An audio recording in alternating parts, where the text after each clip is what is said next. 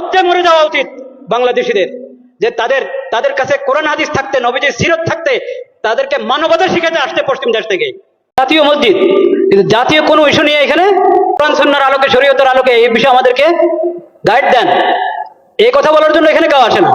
আসে শুধু পানি পড়ার জন্য, আসে হুজুর দোয়া রাখেন, দোয়া করেন, এই কথার জন্য, এই কথার জন্য আসে না।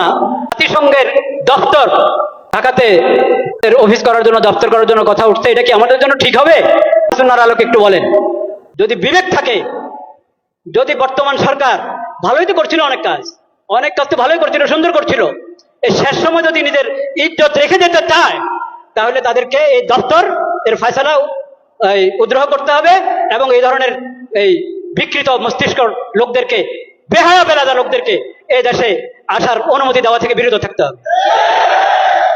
দীর্ঘদিন পরে বাইতুল মোকাররম মসজিদ থেকে খতিব সাহেবের হুঙ্কার আসলো, আলহামদুলিল্লাহ। সর্বশেষ কবে জাতীয় মসজিদের খতিব এভাবে সরকারকে নিয়ে কথা বলেছে, হুঙ্কার দিয়েছে, তা আমরা আগে জানি না। আলহামদুলিল্লাহ, এমন প্রশান্তি আমাদের হৃদয়ে জ্বলছে। 20 কোটি তৌহিদি জনতার হৃদয়কে শীতল করে ইমাম সাহেব, খতিব সাহেব, জাতীয় মসজিদের খতিব সাহেব, তিনি তার খুতবায় বলেছেন, সরকার আপনারা যারা কাজ করছেন, খবরদার এদেশে ইসলাম বিরোধী কোনো কাজ করতে পারবেন না। তিনি বলেছেন যে দেশের মুসলমানদের লজ্জায় মরে যাওয়া উচিত, কারণ তাদের কাছে কোরআন সুন্নাহ থাকতে তারা পশ্চিমাদের আদর্শ দিয়ে বাংলাদেশে শান্তি প্রতিষ্ঠা করতে চায়। শুধু তাই নয়, তিনি আরও বলেছেন, আমাদের কাছে আসে ঝাড়ফুঁক নিতে, আমাদের কাছে আসে দোয়া নিতে, হুজুর আমার জন্য দোয়া করেন, কিন্তু রাষ্ট্র অবকাঠামো পরিচালনা করবার জন্য কোরআন সুন্নাহর আলোকে কি সৌন্দর্য আছে তা আমাদের কাছে জিজ্ঞাসা করতে আসে না। এই ধর্ম মন্ত্রণালয় আছে একটা, ধর্ম মন্ত্রণালয়ে বর্তমান যিনি ধর্মমন্ত্রী, তিনি একজন আলেম, কোরআন এবং সুন্নাহর আলেম। সেই আলেমকে পর্যন্ত তারা মূল্যায়ন করে না, তার কাছে এসে বলে না যে আলেম সাহেব আমরা এমন একটা কাজ করতে চাই, ধর্মে কোনো অসুবিধা আছে কিনা। তারা তাদের পরিকল্পনা বাস্তবায়নের পরিকল্পনা করছে। আগে যারা ছিল তারা ভারতের আদর্শে বাংলাদেশকে পরিচালিত করতে চেয়েছে, আর এখন যারা, তারা আবার পশ্চিমা বিশ্বের আদর্শে বাংলাদেশকে পরিচালিত করতে চায়। তারা পশ্চিমা বিশ্ব থেকে, জাতিসংঘ থেকে একজনকে জাতিসংঘের দপ্তর আমার বাংলাদেশে ঢোকাতে চায় এবং সেখানে একজনকে তারা দায়িত্বশীল বানিয়েছেন, অর্থাৎ জাতিসংঘ একজনকে আহ্বায়ক বা সমন্বয়ক করে বাংলাদেশে পাঠাতে চায়। খতিব সাহেব বলেছেন তিনি একজন সমকামী।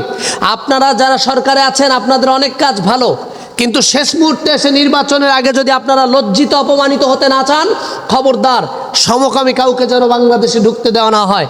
এটা একজন খতিবের শ্রেষ্ঠ কথা।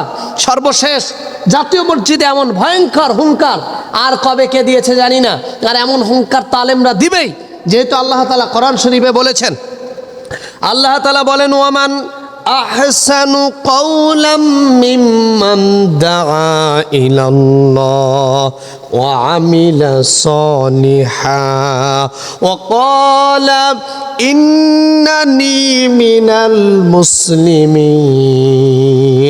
আল্লাহ তাআলা বলেন, শোনো, যারা তার থেকে উত্তম কথা আর কার হতে পারে, যে আল্লাহর রাস্তায় মানুষকে আহ্বান করে, আল্লাহর রাস্তায় ডাকে, সৎকর্ম করে এবং শক্তিশালীভাবে বলে আমি হলাম মুসলমানদের অন্তর্ভুক্ত।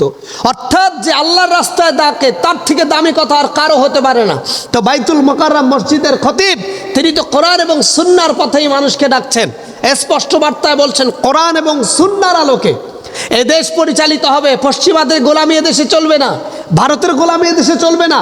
খতিব সাহেবের এমন বক্তব্যের পরে সারা বাংলাদেশের মানুষের হৃদয়টা শীতল হয়েছে, কারণ জাতীয় মসজিদে শুধু সরকারের 5টা গোলামগুলো দায়িত্ব পালন করেছে, আর এখন যিনি দায়িত্ব পালন করছেন মুফতি আব্দুল মালেক হাফিজাহুল্লাহ, তিনি পুরো বাংলাদেশের মানুষের হৃদয়ের কথা, তাওহিদি জনতার মনের কথা, তাওহিদি জনতার আবেগের কথা তিনি বলেছেন। আমরা হৃদয় ভরে তার জন্য দোয়া করছি এবং সেই সাথে ঐক্যমত পোষণ করে আমরাও সমস্ত খতিবরা বলছি, যারা সরকারে আছেন আপনারা সত্যিই যদি লজ্জিত হতে না চান, অপমানিত হতে না চান, আপনারা যে কোনো কিছুর বিনিময় এই সমকামী পরিকল্পনা বাদ দিয়ে জাতিসংঘের নোংরা দপ্তর এখানে প্রতিষ্ঠার নামে সমকামিতা প্রতিষ্ঠার চেষ্টা না করে বরং কোরআন সুন্নাহর আলোকে বাংলাদেশকে সাজান। আগামীর বাংলাদেশ সোনার বাংলাদেশ হয়ে যাবে, আগামীর বাংলাদেশ মানবতা মানুষের বাংলাদেশ হয়ে যাবে ইনশাআল্লাহ।